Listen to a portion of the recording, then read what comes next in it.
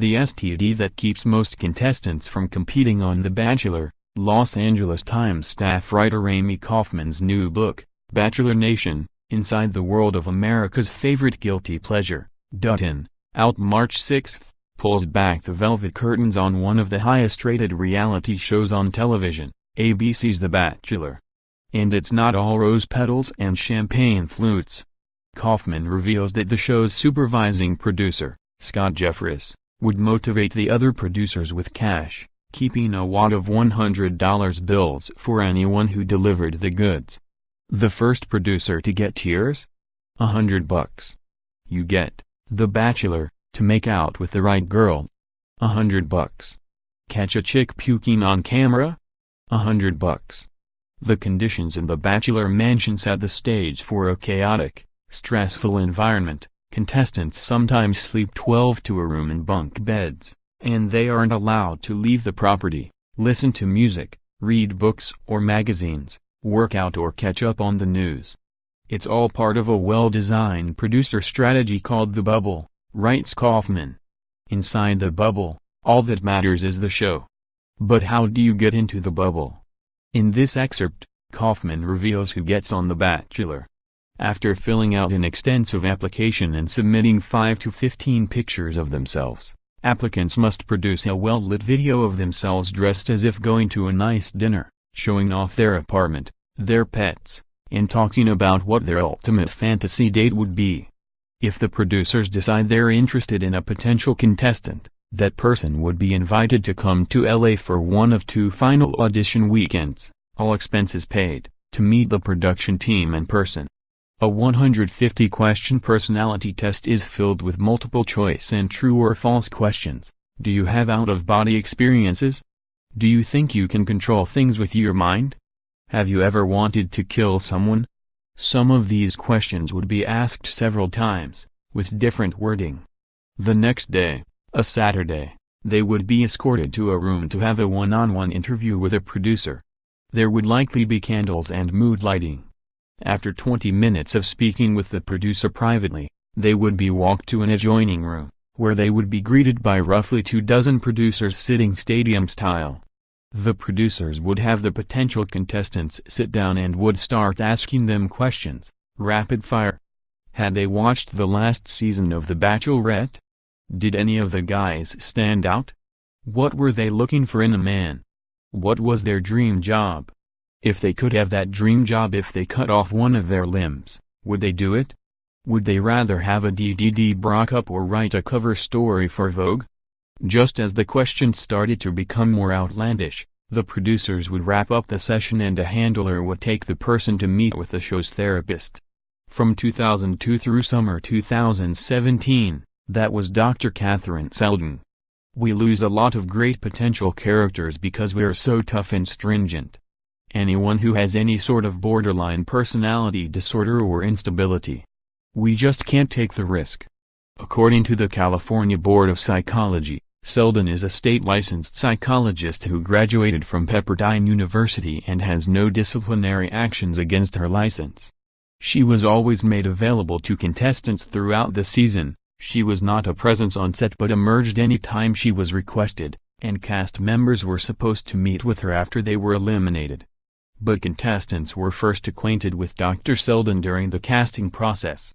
So she would be in possession of the personality test they had previously filled out and would spend roughly an hour asking questions about it. At times, she would get personal. Had they ever cheated on anyone? Did they have a history of mental illness or depression? Did they ever drink too much? Did they ever get into fights when they were drunk? Next, the handler would bring them to a private investigator. This person would be trained to dig up any skeletons in the closet, partly to use for their storyline but also to get ahead of any tabloid stories that could come to the surface if they were on the show. Had they ever been arrested? Had they ever sent nude photos to anyone? Had they ever made a sex tape? Had they gotten a DUI? Finally, the potential contestant would be taken for a medical examination. Samples of their blood and urine would be collected. These samples would be tested for drugs and sexually transmitted diseases. They would fill out their medical history and answer questions about their health. If they were on any medication, they would tell the medical professional, who would want to know whether they would need their pills during production. If it turned out the person had an STD, they would be taken out of the running immediately. And apparently, that's the top reason applicants don't make it onto the show. As soon as the medical tests came back, you'd see that herpes was the biggest thing, said Ben Hatta, creator and executive producer, Mike Fleiss's old assistant. And sometimes you'd be the first person to tell a contestant that they had herpes. You'd be like, you should call your doctor. Why?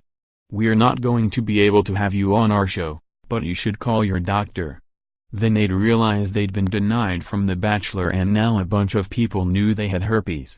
As for the psychological testing, Fleiss likes to say that The Bachelor has some of the most thorough background checks in the business. We're really careful about who we let on the show, he said at the Banff World Media Festival in 2012. We lose a lot of great potential characters because we're so tough and stringent. Anyone who has any sort of borderline personality disorder or instability or any sort of past involving contemplation of suicide, we just can't take the risk. We just don't. But according to numerous producers who have worked on The Bachelor, the rules aren't always that strict. There's psychological tests they have to pass, but there's a window of the pass. Do you know what I mean?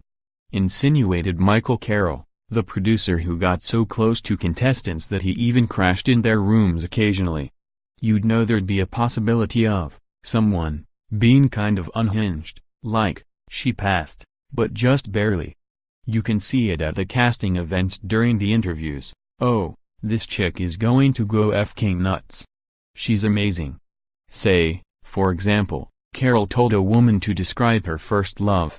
You don't want the girl who says her first boyfriend played lacrosse and went to Harvard. You want the girl who dated a guy who rode a motorcycle and was the bane of her parents' existence. You want the girl who's like, oh, he was super cool and we would go FK in his parents' pool, Carol explained. You get the feeling of who pops on TV and who's coming unhinged and who's gonna go for it. Roslyn Papa, an infamous Bachelor villain, recalled her session with Dr. Selden being particularly troubling. The psychologist asked Papa if she had ever struggled with mental illness, and the single mother was candid about her battle with depression. Even though she wasn't feeling low at the time, she was honest about the fact that depression was an ongoing issue in her life. If they were really trying to protect you, you'd think that would be sort of a red flag and they would say, well, maybe this is someone who can't handle this kind of pressure, said Papa, who ended up getting kicked off Jake Pavelka's season in 2010. But instead, it was almost like, okay, perfect? You're perfect for the show. You're going to cry. You're going to say some really screwed up stuff. Looking at it, I can see why I should not have been a candidate. Contestants sign contracts in which they must agree to be filmed up to 24 hours a day, 7 days a week. But this may also be by means of hidden cameras and microphones, according to the contract, meaning they're likely going to be caught, at some point, in a less than positive light. They should have no expectation of privacy.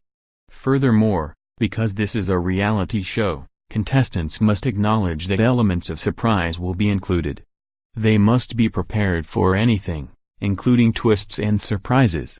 Producers or others connected to the show, the contract reads, may intentionally or unintentionally make misrepresentations or omissions concerning the series. Basically, the producers can mislead the contestants, and that's totally kosher.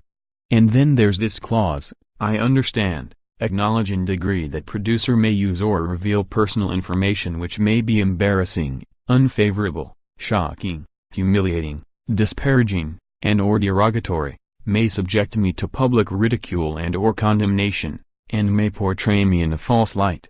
In other words, if you get drunk, naked, or just downright bitchy, come off looking terrible, and then lose all your friends and your job, that's on you. Even worse, anything embarrassing that you do on a show, whether you were clothed, partially clothed, or naked or aware or unaware of being filmed, is owned by the franchise forever. Even though everyone on the show is advised to refrain from all forms of violence and intimidation, You might be in close physical proximity to contestants who could exhibit physical or verbal aggression. In the year following the finale of your season, you must be available to take part in a reasonable number of interviews, photo shoots, and chats for publicity. You also have to agree to take part in any special episodes of the show, like after the final rose or other reunions, for 3 years. And if you make it to the end of The Bachelor and decide to get married within the 2 years following the show, the producers own the exclusive rights to your wedding. If they exercise those rights, they're only going to pay you $10,000 per hour of televised programming about your union. As for the ring given to you by Neil Lane, you don't own it, and therefore can't sell it, for 2 years. Given all these guidelines, the question remains, why would anyone agree to go on this damn show? Don't the risks very obviously outweigh the benefits? There are plenty of former contestants who admitted, outright, that they simply didn't read the contract. They wanted to be on TV and figured, what the hell? How bad could things get? Rarely, it seemed, were past contestants honest about what drew them to be on a reality show, likely because that would mean admitting to being unhappy with the monotony of their off-screen lives. Think about it, reasoned Papa. The majority of girls on that show either don't have a job, or they have a job where they can leave for 6 weeks. You're looking at women who aren't really in a solid place in life, and probably have issues with identity or love or self-esteem. Adapted from Bachelor Nation, Inside the World of America's Favorite Guilty Pleasure by Amy Kaufman, to be published on March 6, 2018, by Dutton, an imprint of Penguin Publishing Group, a division of Penguin Random House, LLC. Copyright 2018 by Amy Kaufman.